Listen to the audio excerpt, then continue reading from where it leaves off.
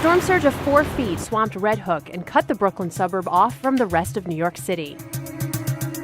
Thousands were left without power and heat for close to 3 weeks. We walked in feces, we walked in urine. It was brutally cold. Yet despite devastating losses, the community banded together.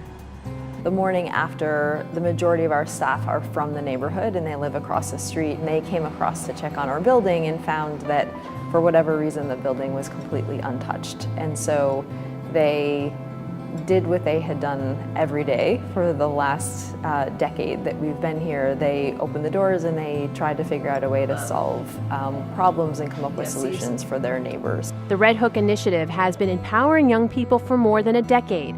Part of their mission statement is to help kids pursue their dreams. After Sandy swamped the neighborhood, it was more about giving people power in a literal sense. It was the only building in the area with electricity.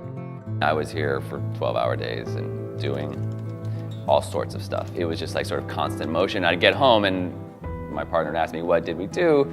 And I couldn't, it was just like, I don't know. I just did one thing to the next. I think there's such a sense of community here. I mean, it's always existed in Red Hook, but the fact that this brought us closer together.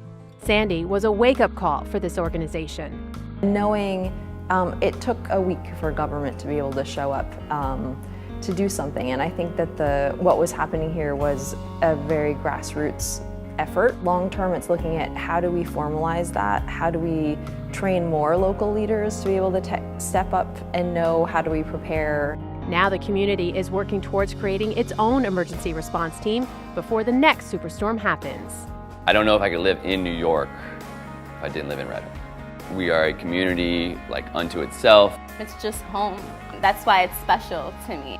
For the Weather Channel, I'm Marie LaRosa.